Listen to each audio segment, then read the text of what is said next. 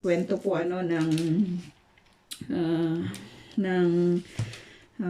kanya pong anak, 'di ba, na si Absalom. At natapos po tayo the last time dito po sa 2 Samuel chapter 17. Maganda po na mag-start po tayo dito po sa verse 15. So sabi dito, pagkatapos sinabi ni Kusay sa dalawang paring sina Sadok. So nakita po natin na yung advice nitong si Ahithophel ay hindi or isinantabi, 'di ba, nitong si Absalom, at makikita po natin dito po sa verse 14 ng chapter 17 na sinabi po ni Absalom, 'di ba, na mas maganda ang payo ni Kusay na Arkita kaysa sa payo ni Ahithophel, kaysa sa payo ni Ahithophel. So kung tinignan po natin the last time, 'di ba, yung pag-aaral po natin na nakita po natin, 'di ba, na yung advice po nitong si Ahithophel at yung advice po nitong si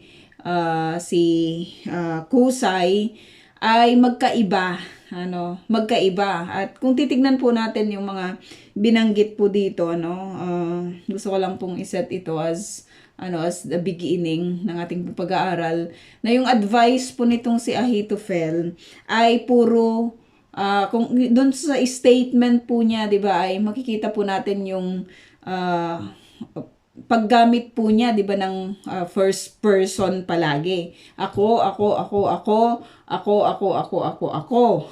'di ba? Siya yung gagawa ng paraan, siya yung papatay sa hari, siya yung pipili, 'di ba, ng kanyang makakasama doon sa pagtugis kay David, at gagawin nila ito as soon as possible upang doon po sa state, binanggit din po niya yung state po ni David sa kapanahunan po na iyon, na nakikita po natin, nabanggit din po sa atin sa mga previous pinag-aralan po natin, na napakalungkot, napakasad, na depressing, 'di ba, yung kalagayan po ni David, kung kaya nakita po natin na naisahan po siya, 'di ba?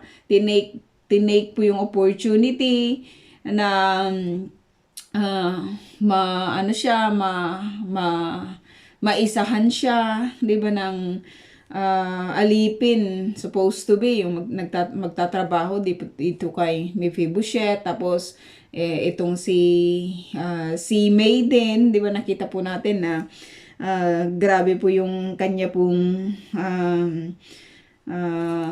pananalita, 'di ba, or pag-curse dito po kay David, At napaka open po yung attack nitong si Simei. Tapos itong kay Siva, nakita po natin na kinuha po niya yung opportunity po na ito, 'di ba, yung depressing moment nitong si David, upang makuha po niya yung tawag doon, yung ninanais niya, 'di ba, dito po kay David. So nakita po yun ni Ahithophel, So it is a very good na moment, supposed to be, ng kanila pong pagsalakay, 'di ba? May itong si Ahithophel, makita po natin na napaka-gifted po niya, 'di ba, pagdating po sa pag-iisip or doon po sa pagtingin sa hinaharap, May mga ganun talagang mga tao, 'di ba, mga kapatid, na it is their gift, 'di ba, na ma-assess kung ano yung from the present situation to the future, ay kaya po nila yung tignan, kaya po nila yung i-assess according to what is really happening at present. May mga ganun na talagang makakakitaan po natin, 'di ba, ng ganito pong gifting. At isa po itong si Ahithophel. No doubt na siya po ay advisor, no? Advisor, not just only dito po kay Absalom, no? Kundi kay David din, ano?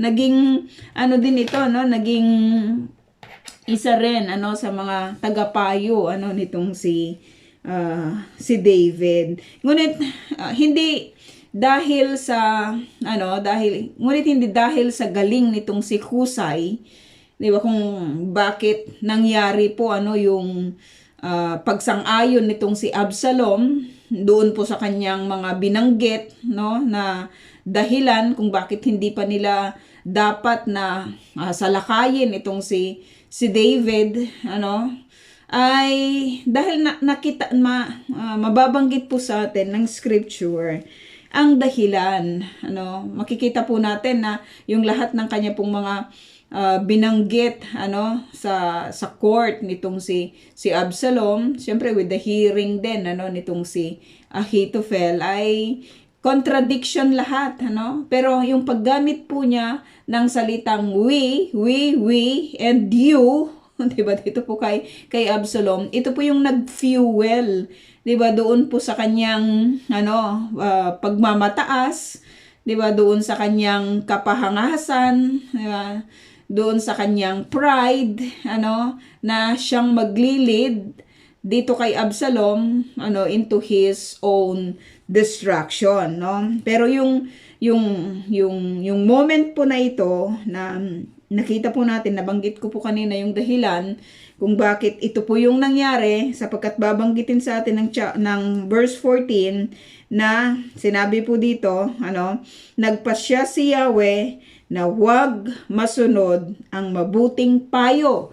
Napakabuti po ng payo, ano, nitong si Ahithophel, na talagang yung kanyang move, ano, na ina-advise dito po kay Absalom, yun po yung pinakamabuti suppose na gagawin in order to defeat, 'di ba, itong si David. Kahit po yung advice po niya, 'di ba, na yung pag-violate, 'di ba, sa mga concubine, ano, ng hari. It is really a nice advice, a nice move para ipakita, 'di ba, sa lahat ng mga tao, at talagang gagawin pa yun sa pinaka-rooftop, no? Na kung saan maaring ito rin, it is the same rooftop na kung saan violate itong si Bathsheba, no? Napaka,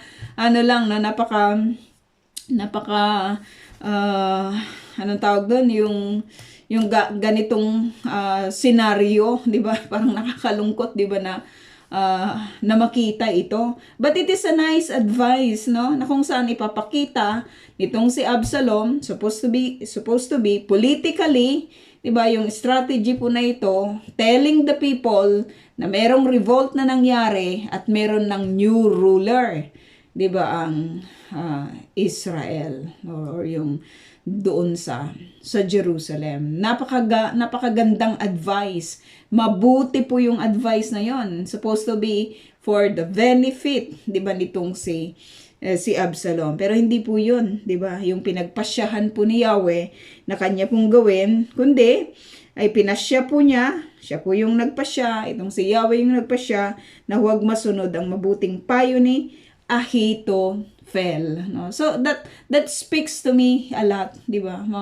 Mga kapatid, that even in our decision making or others, yung other people, 'di ba, na kunyari mga pagdedesisyon against us, 'di ba, yung mga betrayal against us, si Yahweh, alam niya yung lahat ng ito, and He is the one deciding kung ano po yung dapat mangyari, 'di ba, kung ano po yung dapat nating matanggap, pero nandun po yung security, 'di ba, sa kanya, especially doon po sa mga tao, 'di ba, na kanya pong pinangangalagaan, na katulad po nitong si David, no? So nagpasya si Yahweh na hindi masunod ang mabuting payo ni Ahithophel. Bakit? Kasi sa pamamagitan po nito, no, ay mapapahamak itong si Absalom. Mapapahamak itong si Absalom. Hindi ito yung plano ni David eh. Makikita po natin as we go on na talagang pinapakausap niya na huwag patayin, 'di ba, yung kanyang anak. But that is not the plan of God, no?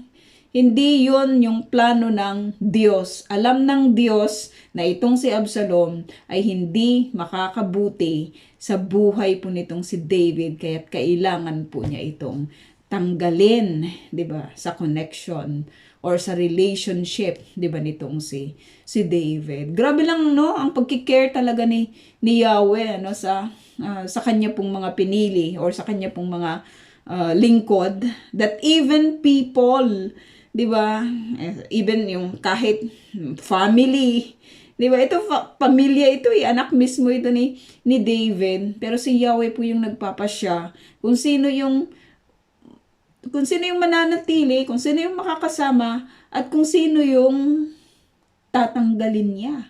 'Di ba? Doon sa circle ng connection, 'di ba? Sa circle ng connection po nitong si Haring David. And ito nga si Absalom, 'di ba, na kanya pong anak, no? Mapapahamak po itong si Absalom, no? Magkakaroon po siya, 'di ba, ng kanyang kamatayan, no, dahil sa decision na ito, no, dahil sa pagpakikinig niya dito po kay Kusay, no, husay dito po kay Kusay, no, and all these happenings ay directed, 'di ba, ng Panginoon, na si Yahweh. So verse 15, sabi dito, pagkatapos sinabi ni Kusay sa dalawang paring sina Sadok at Abiatar, ang payo ni Ahitophel kay Absalom at sa matatandang pinuno, no, matapos ipagtapat ang lahat,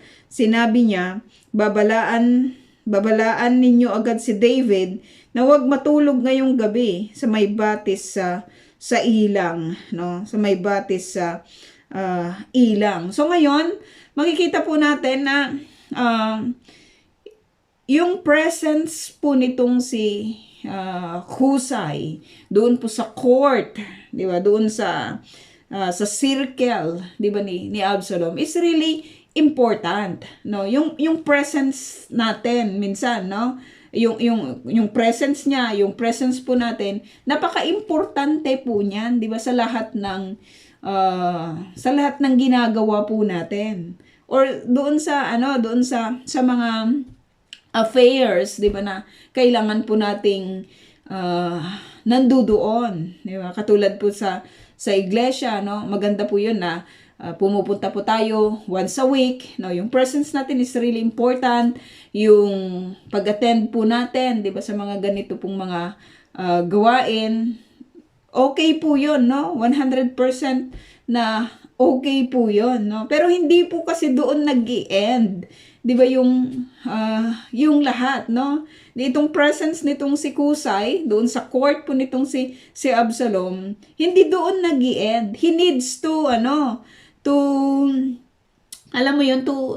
participate, 'di ba? Doon sa plan, no? At ito po yung nakikita po natin na kanya pong ginagawa, no? Yung presence niya, ito yung mga nangyari doon sa court, and he needs to act immediately, no? Kaya yung participation po niya for this matter, no, doon po sa kanyang pagkatawag, mula doon po sa kanyang assignment from David, he need to act, at ganito po nga yung kanyang ginawa, no? So, sinabi po niya kina Sadok at saka itong kay Abiatar na yung payo ni Ahitophel ay hindi susundin, no? Hindi susundin. Lamang, 'di ba? Since hindi naman ito susundin, it doesn't mean to say na magpakampante itong si David, 'di ba? Sa kanyang kalagayan, no?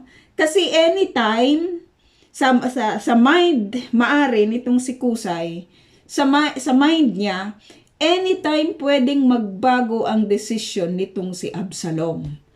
Anytime maaring mag-usap muli itong si Ahitophel at saka itong si Absalom at mababago yung plano, no? Kasi itong advice po ni Kusay it will promote delays. 'Di ba? It will promote delays. Hindi yung immediate kasi 'di ba? It will take time na i-gather yung lahat ng mga Israelita.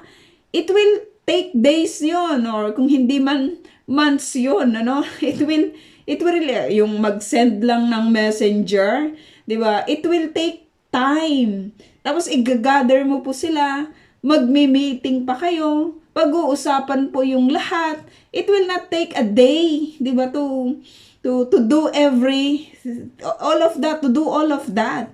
It will take time. At alam po ito ni Kusay, na kapag may mga delays, yun talaga yung purpose niya, i-delay yung immediate na pagtugis, 'di ba, dito po kina David. Kasi alam niya mismo, 'di ba, yung kalagayan po ni David sa mga kapanahunan po na iyon, exhausted.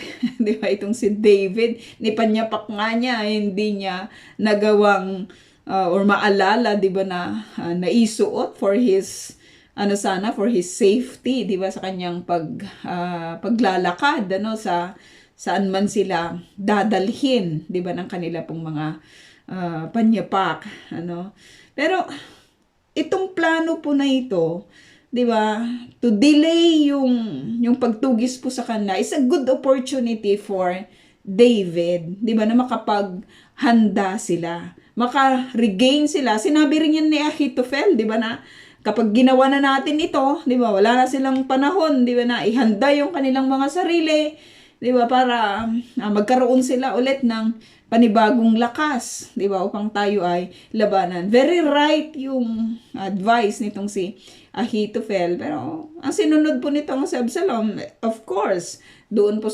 ayon doon sa pinagpasyahan po ni Yahweh, ay ang advice nitong si Husay, mahusay talaga siya, mahusay doon po sa kanyang pagsasabi. Yung participation po niya is doing everything, even it cost him, 'di ba, maaring nabanggit nga ng ating kapatid, 'di ba, na maaring mamatay siya, 'di ba, sa kanyang stand, pero he still acted, 'di ba, and participated, 'di ba, sa nangyayari, 'di ba, na ito, At sabi niya, balaan ninyo agad si David na huwag matutulog ngayong gabi. Immediate yung action, Kailangan huwag kayong matulog ngayong gabi. Sabi dito, huwag matutulog ngayong gabi sa may batis sa ilang. Patawirin siya sa ibayo ng Jordan bago mahuli ang lahat. Baka mapahamak siya at ang mga kasama niya. So immediate kaagad, 'di ba? Nakipag-participate ka, it doesn't end then, but you need to take action immediately, Immediately. Grabe lang yung grabe lang yung ganitong action, 'di ba? May mga ganito din po bang instances sa buhay po natin, mga kapatid, na we need to act immediately. Though yung plan is to delay in order for them to have more time, 'di ba, to prepare themselves, but they need still to act immediately kasi in any moment ay pwedeng magbago, 'di ba, yung lahat. In any moment ay pwedeng magbago yung lahat. Napakaganda sana na yung ganitong action. We will take it also seriously pagdating po sa ating spiritual life, 'di ba, na alam mo 'yon, we need to act immediately, 'di ba? Kasi yung uncertain uncertain yung moment Hindi natin alam kung kailan mangyayari, 'di ba? Hindi natin alam, lalo na dito sa Israel. Kahit naman saan, 'di ba? Dito may mga instances, 'di ba, na mapapanood natin sa TV na nag-aabang lang naman nagwi-wait lang naman siya, 'di ba, ng kanyang masasakyan, 'di ba, na autobus sa Takana. Tapos bigla nang may terorista, 'di ba, na yung nagbaril, 'di ba, sa kanila. Tapos namatay. No, may mga ganong instances yung lately lang, 'di ba, ay naka-ano naman sila, naka-stop sa traffic light, tapos merong terrorist din, 'di ba, na nagbaril, 'di ba, at marami pong mga napahamak, no? May mga hindi mo alam, may mga nananaksak, 'di ba, yung mga ganon. Hindi kasi natin hindi kasi natin alam kung ano yung po pwedeng mangyari. Meron nga diyan yung nagpapahinga lang, 'di ba? Or kaya natutulog, hindi na nagising, no? Hindi natin kasi alam, no, yung kung kailan mawawala yung buhay eh. Yun yung hindi natin alam. Hindi ito ipinagbigay alam sa atin ng Panginoon, but he keeps on reminding us to be always to be always prepared. No, be prepared. 'Di ba, lagi po niyang nababanggit yung mga bagay na ito sa kanya pong mga salita, no, yung mga warnings na nakatulad nito. We need to act immediately, no, na i-secure yung ating future. I-secure yung ating future kasi doon sa future na yon, mga kapatid, it doesn't need our bank accounts eh. Kung magkano man yung kanyang magkano yung kanyang laman. Hindi rin kailangan doon yung ating mga pinag-aralan. Diba? Mataas man yun o hindi, o mga work experiences. Kung ganun na lang din sana, di ba? yung basihan ng future, di ba? Yung mga work experiences, hindi, punong-puno tayo, no? Hindi, kaso hindi yun eh. Di ba? Wala tayong po pwedeng madala, di ba? Doon po sa eternal future na destination ng bawat isa po sa atin. Maliban doon sa doon sa relationship natin, 'di ba, sa Panginoon. Yung investment natin, 'di ba? Sa Panginoon, yung ROI natin, 'di ba? Sa lahat ng ating mga ginagawa, 'di ba, sa buhay na ito, by taking actions immediately. Marami kasing mga Christian sa pagkapanahunan po na ito na lagi na lang nagdi-delay, 'di ba, ng kanila pong mga ginagawa, kahit sa pagtayo, lagi na lang wag muna hanggang sa hindi na nakatayo, 'di ba? Or kaya hindi na nabigyan ng pagkakataon, 'di ba, na makatayo.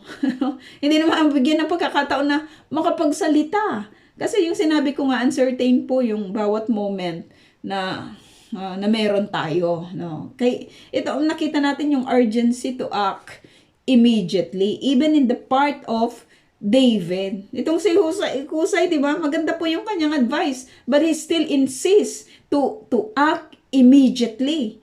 'Di ba? Kasi anytime ay po pwedeng mangyari, 'di ba, yung mga hindi nila ninanais, 'di ba, nang mangyari, no? Sabi niya baka mapahamak siya, meron doon warning, no? At sabi dito 17, para walang makakita sa kanila, sina Jonathan at Ahimahas ay hindi na pumasok ng lunsod. Doon na lamang sila naghintay sa Rogel, no? Sina Jonathan. So marami tayong mga mamimit po dito na mga tao na yung participation po nila is very important. No, mamimit natin itong si Sadok, si Aviator, and they are always doing their part eh. They're doing their part, no? Itong si Jonathan, itong si Ahimahas, sabi dito, ginagawa nila yung kanilang parte. Kaya pala sa New Testament, 'di ba, na binabanggit po sa atin na tayo ay tayo ay mga bahagi, pero iisang katawan, 'di ba? Meron tayong iisa yung ulo, marami tayong mga bahagi, 'di ba? Maraming bahagi po yung katawan, pero iisa po yung ulo. May mga part, 'di ba, sa katawan po natin na hindi po pwedeng mawala, 'di ba? Hindi po pwedeng mawala, pero may mga part din naman sa katawan na kahit wala yung isa, pwede pang mabuhay, di ba? Pwede pang mag-function. Pero ang lahat ng ito, di ba, ay gumagalaw. Just imagine na lang, wag mo pagalawin yung yung isa mong paa kung saan ka makakarating, 'di ba? May mga o kaya yung isa mong kamay or tanggalin mo yung puso, 'di ba? Or yung utak, 'di ba? Hindi na po pwedeng mag-exist. 'Di ba yung isang tao na mawawalan yung mga pinakamahalaga or yung mga importante, 'di ba, na part ng kanya pong katawan. Pero dito makikita po natin yung pagtutulungan po nila, 'di ba? Sa bawat isa. Itong sina Sadok, si Abiathar, itong si Kusay, itong sina Jonathan at saka itong si Ahimaaz. Sabi dito, ang anumang balita para kay David ay dinadala sa kanila ng isang aliping babae. Ng isang aliping babae. Hindi siya pinangalanan, mga kapatid, but she takes, 'di ba? She takes her part. Ginawa niya yung kanyang bahagi. 'Di ba? Hindi ito pinangalanan, no? Maganda sana kung pinangalanan siya, pero hindi na siya pinangalanan eh. Pero kita natin na meron po siyang ginagawa, no? May marami pong mga mamimit tayo sa scripture na hindi na sila pinangalanan, but they're still doing their part, 'di ba? For the cost of for the cost of God. 'Di ba? May ginagawa po nila yung kanilang bahagi. At isa na itong aliping babae na ito. Ngunit sabi dito, may binatilyo pa lang nakakita sa kanila at ito ang nagsumbong kay Absalom. kahit gaano minsan ka ingat, di ba? Lalo na yung mga ito, spy ang dating po nila dito. Mamamatay po sila dito, no? Kung kapag sila po ay nahuli. Pero may nakakita sa kanila, na isang binatilyo, 'di ba? At ito po ay nagsumbong kay Absalom, no? Nang malaman nila ito, umalis agad ang dalawa at nagtago sa Bahurim, no? Umalis yung dalawa at nagtago sa Bahurim. Meron ba kayong naalala tungkol sa lugar na ito, yung Bahurim? Back sa atin pong pinag-aralan, makikita po natin na yung lugar po na ito, 'di ba, ay lugar nitong si Simei, 'di ba, na nanlalait, no? Isa po siyang kamag-anak po nitong si Saul. Lugar po ito ng mga ng mga Solanians, lugar po nila ito. At dito pa nagtago itong dalawang tao na ito, no, sa Bahurim, no? Sa Bahurim, sino ba si Simei? Siya lang naman yung nagbabato, 'di ba? At anong tawag doon? Ano bang term doon, yung nagka-curse, 'di ba, dito po kay David, no? Pero doon po pumunta itong mga spy na ito, 'di ba, ni David, dito sa lugar na ito. Ano ngayon yung mangyayari sa kanila? Kapag nakita sila ni Simei, 'di ba, o narinig yung tungkol sa kwento po nila, magkakagulo ulit. Dahil itong si Simei, galit siya dito po kay David, no? Sabi dito, lumusong sila sa balon sa loob ng bakuran ng isang taga roon. Lumusong sila doon sa balon, nagtago po sila doon, sa lugar na iyon. Tinakpan agad ng asawa nito ang balon at kinalatan ng trigo ang ibabaw niyon upang hindi paghinalaang may nagtatago roon. Pero alam niyo, mga kapatid, yung nangyari, 'di ba? Makikita po natin na parang kay Rahab na story, 'di ba? Nung pumasok po yung mga spy, sa yung mga spy sa Jericho, 'di ba, itinago po ni Rahab, 'di ba, yung mga spy na ito. Parang it's the same scenario na merong mag-asawa sa lugar ng Bahurim na hindi galit kay David. 'Di ba? At nagawa pa nila na tulungan yung mga tao na nagtatrabaho po kay David, no? Tinulungan po nila, itinago po nila, 'di ba, yung mga tao po na ito, kinalatan nila ng trigo yung ibabaw ng balon, sabi dito, upang hindi paghinala ang nagtatago roon yung mga spy, 'di ba, na ito. Dumating ang mga alipin ni Absalom kasi may nag-report Sabi dito, at nagtanong sa babae, saan naroon sina Ahimahas at Jonathan? Saan naroon sina Ahimahas at Jonathan? Sabi dito, tumawid na sila sa ilog, tugon ng babae. So, dito mga kapatid, it is a story, 'di ba, sa kung ano po yung nangyari. Pero hindi po ibig sabihin nito na pinopromote po, 'di ba, ng scripture yung pagsisinungaling, no? Hindi natin kahit kailan sa scripture makikita po natin na hindi po sinasang-ayunan ng Lord yung mga pagsisinungaling, no? Yung lying, or kahit sabihin man natin white lie man yan, black lie man yan, or whatsoever, any kind of lying is against God, sapagkat our God is the God of truth. No, pero yung situation po na ito, ganito po yung ginawa ng babae, 'di ba? Nag-lie po siya. It is a story, no? It is a story, but it doesn't promote, 'di ba, na yung lying na inaagrihan, 'di ba, ng Panginoon, no? Ito yung kanyang sinabi, tumawid na sila sa ilog, ginalugad nila ang lugar na yon, ngunit walang nakita. Kaya't nagbalik na sila sa Jerusalem. Pagkaalis ng mga tauhan, umahon sa balon ang dalawa. Nagpunta agad sila kay David at ipinagtapat ang masamang binabalak ni Ahithophel, no?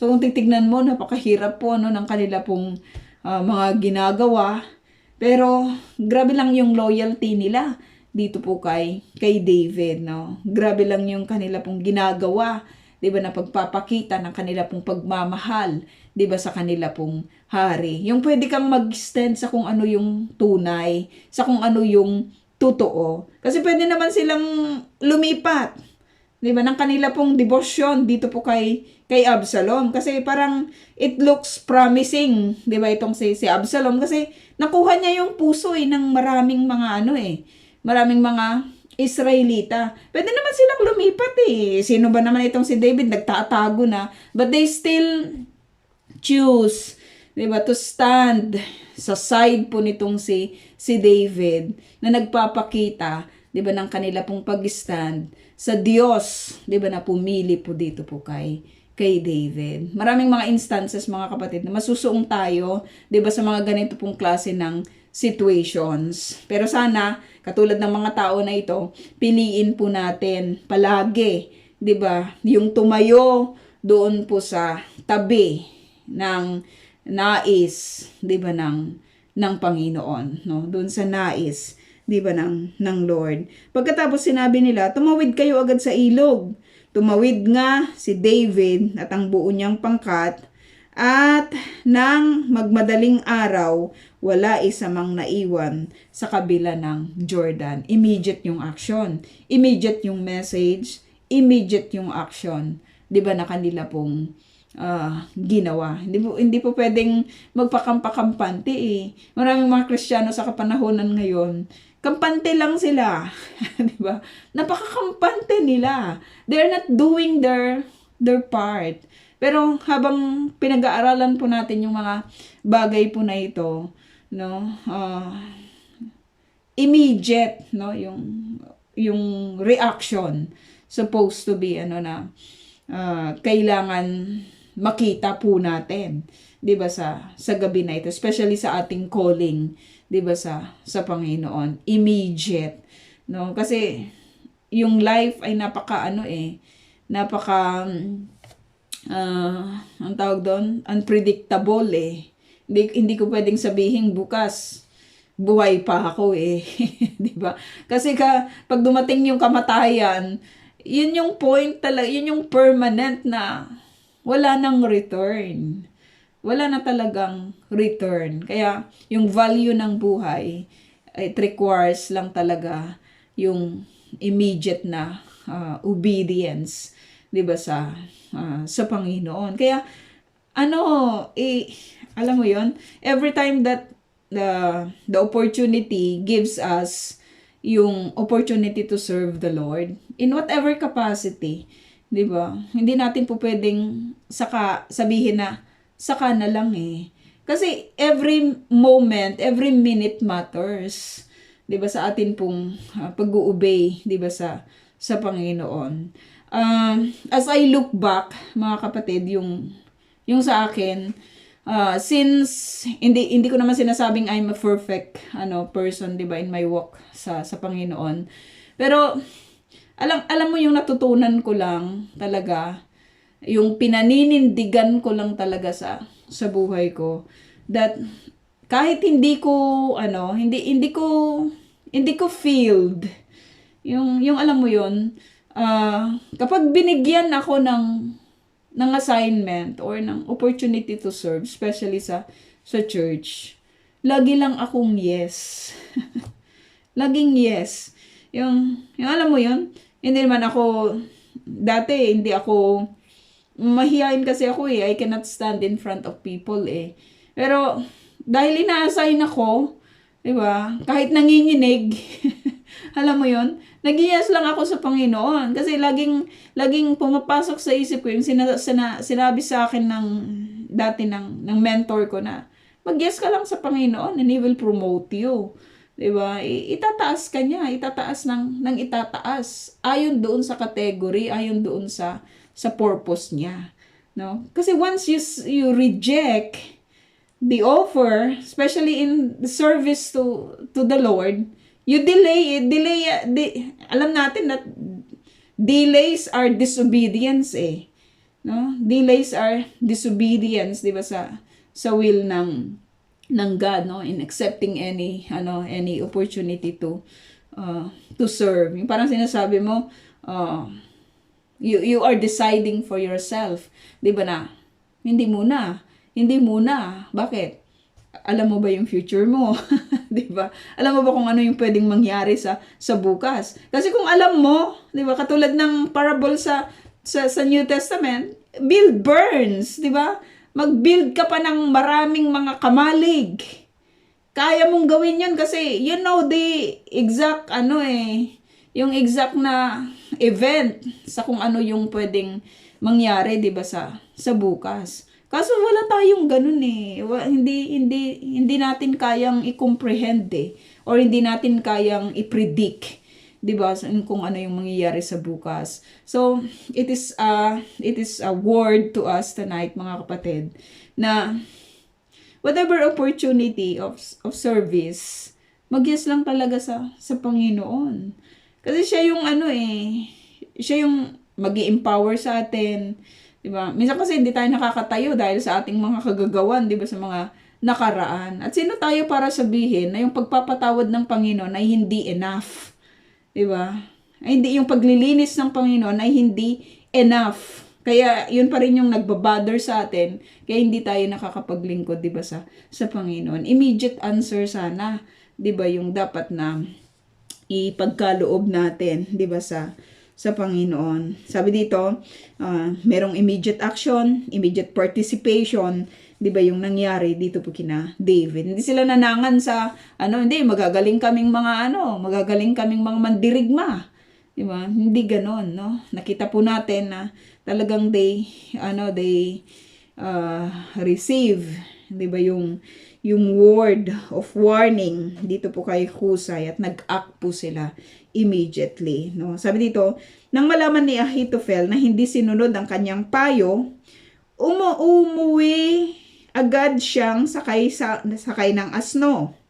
Matapos mag-iwan ng huling habilin sa mga kasambahay, siya'y nagbigti. Inayos muna, 'di ba, ni Ahithophel yung lahat. Nagbilin muna siya, 'di ba, sa mga kasambahay. It is a sign of of wisdom 'di ba, yung katalinuhan. Katalinuhan to na you prepared everything. Alam mo yun, kasi ito pala yung plano mo, but you prepared everything para hindi na nagkakagulo-gulo, 'di ba? Inayos mo na niya yung lahat. Inayos niya yung kanyang bahay, inihabilin niya yung mga dapat niyang ihabilin, kausapin, 'di ba, yung mga kasambahay.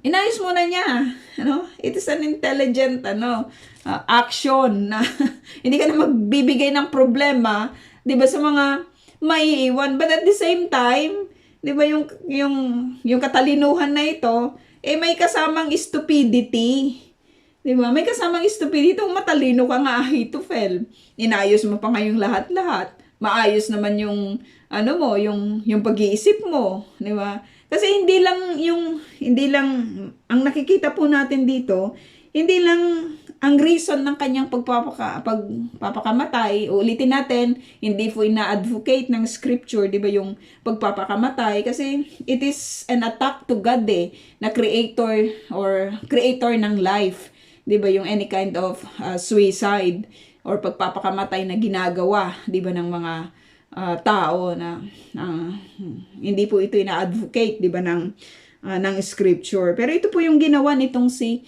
Ahithophel. Matalinong tao, di ba, pinaghanda yung lahat, inayos niya yung lahat bago niya gawin yung ganito pong kind, di ba, ng action, no? Siguro hindi lang yung hindi nasunod yung kanyang payo yung reason Maring sabihin natin, ganun ba kakitid yung utak nitong si Ahithophel na tampururot, hindi lang sinunod yung kanyang payo, magpapakamatay na. So, there is much more deeper reason sa bagay na iyon, di ba, yung pwede nating maaring makita, di ba, dito po sa action nitong si Ahithophel. Kasi he sees the future more than, 'di ba, dito po kay Absalom. Alam nitong si Ahithophel na yung pagpayag nitong si Absalom, alam mo yan yung sinasabi ko po kanina na gift of seeing the future, 'di ba, yung according to the present, meron itong si Ahithophel. At nakikita niya, 'di ba, ayon doon sa kanyang, makikita natin na mabuti, parang counsel, 'di ba, ng God, yung kanya pong mga yung kanyang mga payo. Nakikita nitong si Ahithophel na hindi mabuti yung action na ginawa po nitong si Absalom. At dahil nakita niya na hindi po mabuti, at alam po natin yan kasi alam natin yung kwento, hindi niya alam mo yun, nakita niya na hindi rin ito makakabuti sa kanya.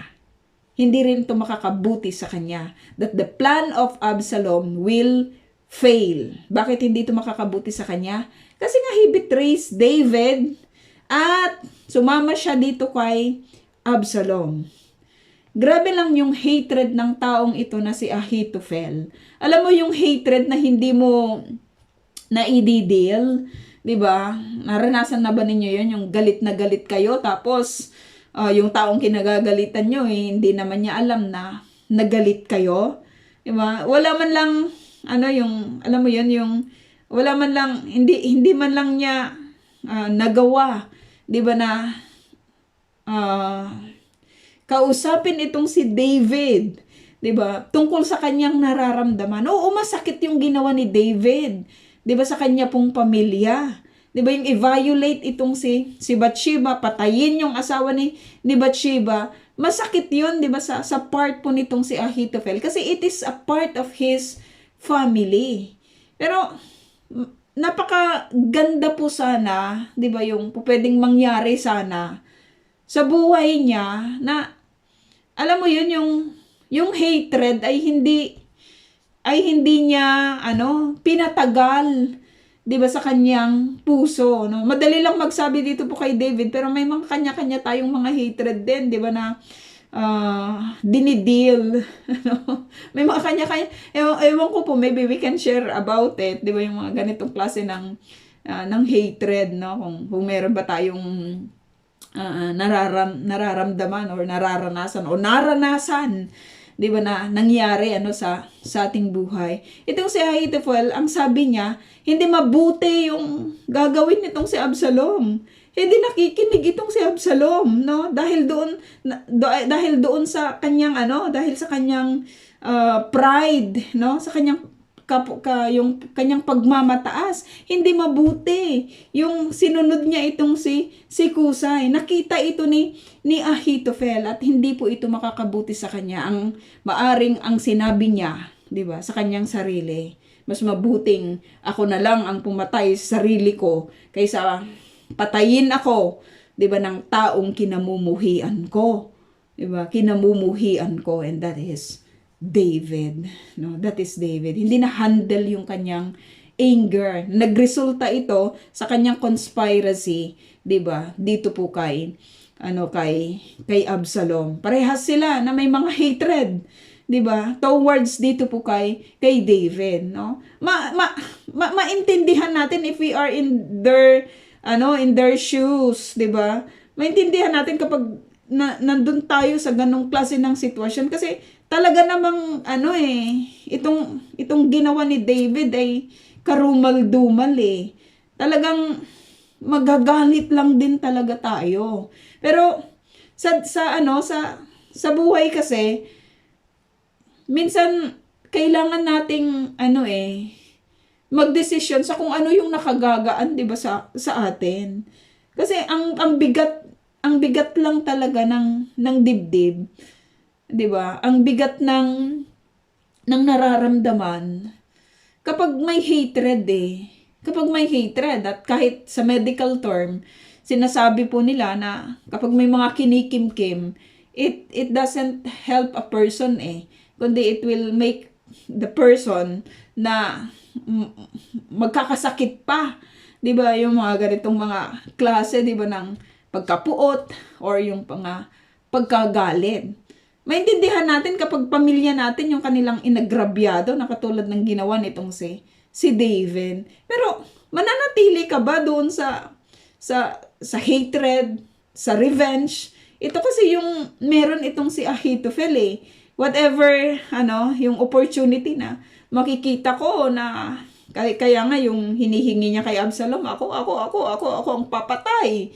'Di ba, dito kay David, kasi meron siyang hatred eh.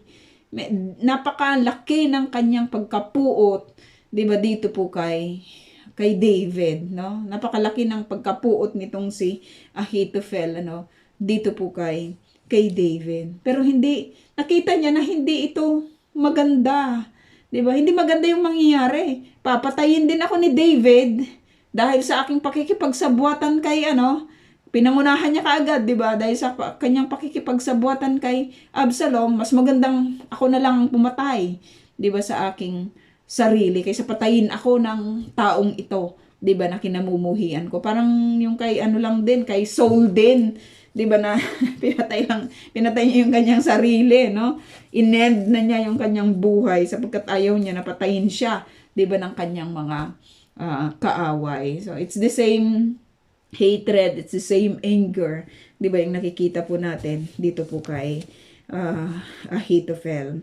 So sabi dito, nasa Mahanaim na si David nang tumawid sa Jordan sina Absalom at mga kasamang Israelita, mga kasamang Israelita. Itong Mahanaim, mga kapatid, is a very important very important place, 'di ba, sa account ng scripture, no, na kung babasahin natin way back sa ating pinag-aralan sa Genesis 32, makikita po natin dito yung kwento ng patungkol sa lugar na ito. So nandun ulit itong si David sa the same na lugar na binabanggit dito po sa Genesis 32. You can check it later on, no? Sabi dito, na si Joab, sa halip na si Joab, si Amasa ang ginawa ni Absalom na pinuno ng buong hukbo. Si Amasa ay anak kay Abigail ni Itra, isang lalaking Ismailita. Sabi dito, Ismailita, At si Abigail naman ay anak ni Nahas, kapatid ni Sorayas, na ina ni Joab. Na ina ni Joab. Family feud.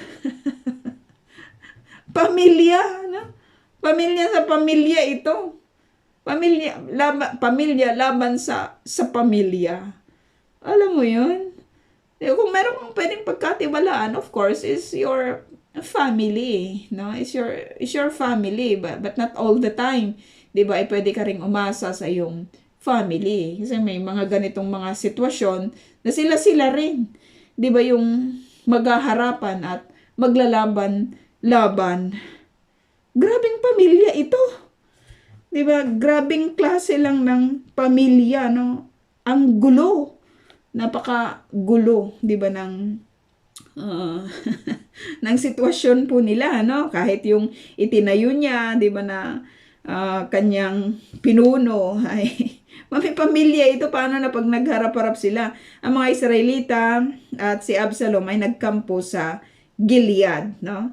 So kinuha ni Absalom, 'di ba, yung lahat ng mga tao, 'di ba, upang katulad ng advice nitong si Kusay, no? Pagdating sa Mahanaim, sabi dito, si David ay sinalubong ni Sovi. Marami tayong makikitang mga anak ni Nahas na Amonitang taga-Raba. Kasama ni Sobi si Makir. Oh, sabi dito, 'di ba? Anak ni Amiel na taga-Lo Devar. Oh, sounds familiar, 'di ba, yung mga lugar na ito? To make this story short about this place, 'di ba dito kinuha si ni Mephibosheth, yung description ng lugar po na ito, parang walang kwentang lugar, 'di ba? Hindi siya fertile, 'di ba, na lugar. Lo Debar. parang pangalan, hindi naman na yung ano ba yung Hebrew pastora ng word for the word? parang katunog, no? Lo Devar, sabi dito. At na-encounter na rin natin yung pangalan na Makir. 'Di ba? Sabi dito, Lo Devar at si Barzillai, isang Gileaditang taga Rogilim. May dala silang mga banig, kumot, bangkok at banga. May dala rin silang trigo, sibada, harina, mga butil na sinagag, gulayin, dabar, alam mo, may dabar, pulot, pukyutan, keso at mga tupa. Ipinagkaloob nila ito kina David at mga kasama nito upang may makain sila, sapagkat alam nilang ang mga ito'y pagod na pagod at nagdanas ng mga tinding gutom at uhaw sa ilang. Alam niyo, ang ganda ng kwento nito. 'Di ba, si Makir? Naalala natin na nung si Mephibosheth, 'di ba, ay nawalan ng karangyaan, nawalan ng pamilya, nawalan ng ama, nawalan ng lolo, 'di ba, na isang hari, na nung namatay po itong si Saul. Doon sa lugar na kung saan hindi naman sila mayaman, hindi naman promising, 'di ba, yung lugar, kinupkup niya itong si Mephibosheth. Kinupkup niya itong si Mephibosheth, lahi ni Saul, 'di ba? Lahi ni Saul. Ngayon, pinakitaan din niya ng kabutihan itong si David at ang kanyang mga kasama. 'Di ba? Alam mo 'yun, yung puso ng isang tao na wala siyang pinipili na natutulungan. Alam mo 'yun, walang pinipili na natutulungan, na talagang nasa kalooban na niya yung pagtulong sa mga taong nangangailangan. Grabe lang yung character, 'di ba, na makikita po natin dito sa tao na ito. Kasama ni Sobi si Makir, sabi dito, anak ni Amiel na taga Lo Devar, at si Barzillai, isang Gileaditang taga Rogelin. Napaka inspiring lang ng buhay ng mga tao na ito. 'Di ba, na alam mo 'yon, doon sa mga desperate moment ng mga tao na nakikita nila, they are willing to extend, 'di ba, yung kanilang pagtulong, yung kanilang help. Kahit sa atin, 'di ba, kapag may mga situations na kung saan kailangan natin ng tulong, napaka grateful lang, 'di ba, ng isang tao na makakatanggap ng pagtulong, 'di ba? Doon po sa mga sitwasyon na katulad po nito. At nakaka-amaze yung character ng mga tao na kahit wala sila or kahit nangangailangan din sila, 'di ba? Pero it will not stop them, katulad ng Corinthian Church, 'di ba? Corinthian Church ba? Or it will not stop them to help. 'Di ba? It will not stop them to help. Sino ka para yung lugar ninyo hindi naman promising, 'di ba? Hindi naman kayaman, hindi naman mayaman. Pero nakita nila yung pangangailangan nitong si David at ng kanyang mga kasama. They were able to produce, 'di ba, yung necessity, 'di ba, na kakailanganin po nila. 'Di ba? Kakailanganin po nila nitong sina David. At hindi lang konti, 'di ba, yung kanilang mga ibinigay. Talagang they provided kung ano po yung mga immediate, 'di ba, na mga needs ng mga tao po na ito. Napakapalad po natin. Macedonian Church. Yung may ganitong klase, 'di ba, ng puso. Napakapalad, 'di ba, ng mga tao na may ganito pong klase ng pag-ibig, 'di ba, sa mga needy. Hindi yung nagmamaramot, 'di ba? Hindi yung mamaram. I don't know if you have that gift, no, na nararamdaman mo kapag may pangangailangan ng isang kapatid. I don't know if you have that gift, 'di ba? Kasi very few are having it. Pero kapag kasi mananampalataya ka, 'di ba? You have the same spirit eh.